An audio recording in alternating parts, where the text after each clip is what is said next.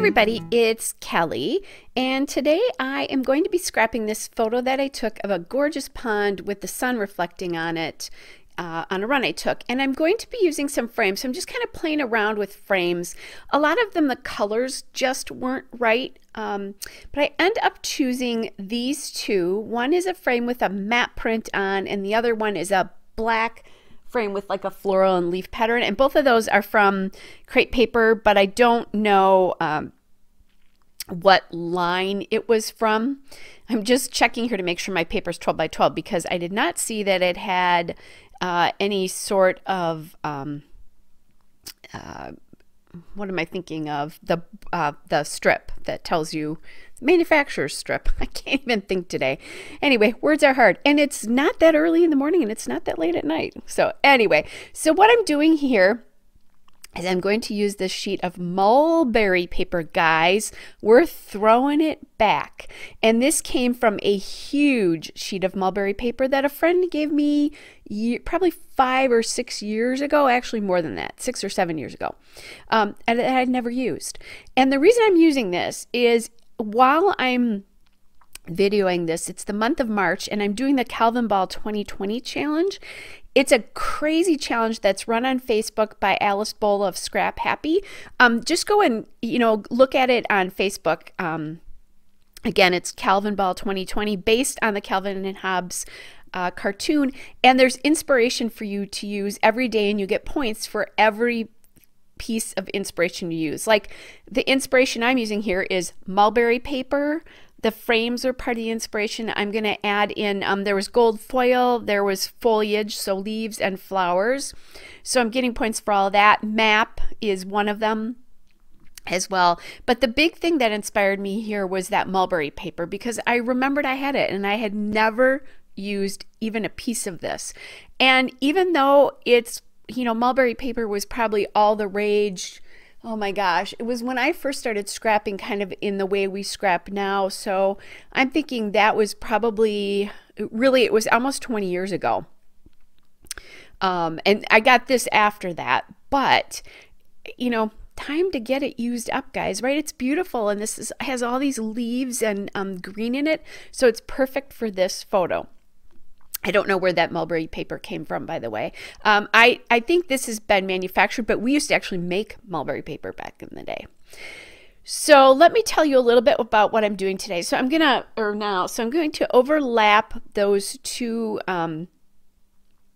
frames here, and I'm just using some of my foam tape because I know I'm going to overlap this. And I'm thinking that what I'm going to do is journal in one of those two frames. I'm not sure which one, but that's kind of one of the things. I often do that and I'm not going to put a piece behind it. I think that with the black pen you'll still be able to see it on here.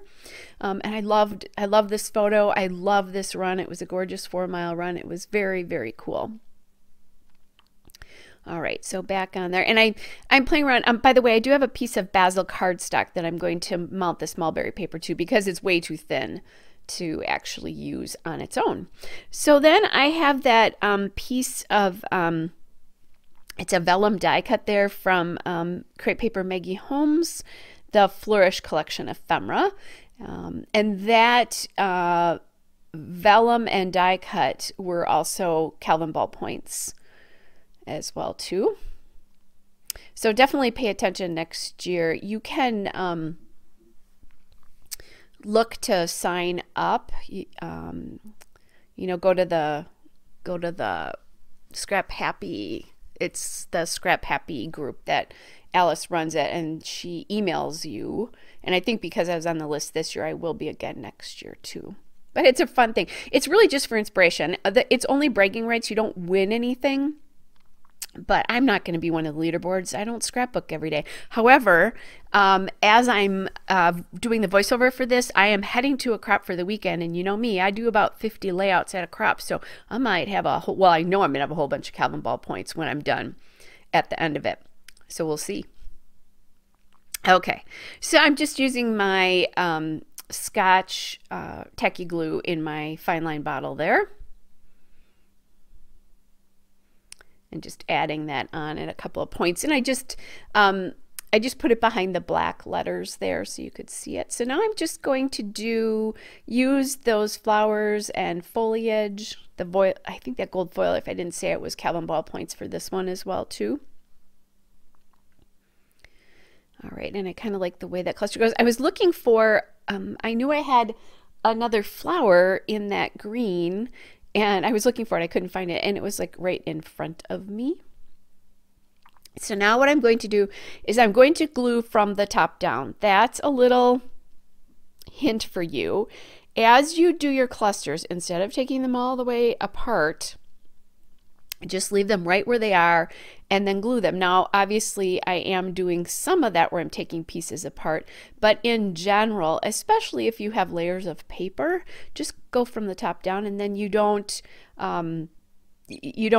mess up where it is. Now, I will sometimes take a photo of the clusters, but my phone is videoing this process, so I can't do that in this particular case.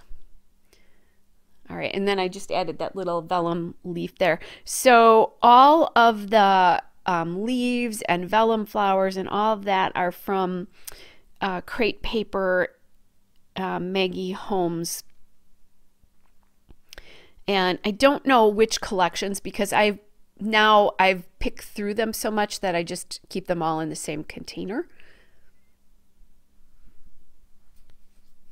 It just gives me a little bit more stuff to play with, so I'm not so limited. And I'm just working on, this is one of those cases that when you start doing these clusters, if they don't look good to you, keep adding things to it in all seriousness, because a lot of times it's just that you're focusing too much on one or two pieces and you need to add more, so you don't do that. That's the biggest tip I can give to you when you're clustering like I'm clustering right now. That's also true with mixed media. I don't do a ton of it, but from when I have, if it doesn't look good to you, keep adding more, because eventually you won't even see that. And I'm just looking at like positioning here. I'm not liking that black and white striped leaf there. It feels like it's too heavy to me. Adding in a little bit of that gray again. And what I'm doing is I'm adding the black and white to that top cluster because there's black and white in the bottom so much, and I need to balance that off a little bit. And then it crosses across the photo because the photo has a black frame to it and it's very dark. What I ended up doing is I just rotated that black and white striped leaf a little bit and then added that wood grain leaf in, and I got points for that because wood grain was also Calvin ballpoints, for those of you who know what Calvin ball is. And I just didn't have time to get this video up during the month. I'm pretty far out with my processes, and it just was too much. So you can go back. And honestly, you guys, I absolutely love how this layout looks in the end. I'm getting close to the end of this, so just look at the still shots, because I was thinking I needed something up at the top to kind of pull your eye through. I find that little flower, and I like that because it's a little bit more diagonal, that even though that crossed the photograph, it just felt like it sort of stopped in the frame and that upper corner wasn't in the design. So I added some mini letter stickers from I don't know who, and then some wood dots from My Mind's Eye Necessities onto this. So you'll see that in the still shots. And then the journaling I didn't do in the frame, I ended up doing below the title. Hope you guys are well, and I'll be back with another layout again soon. There's the wood dots, guys. Bye.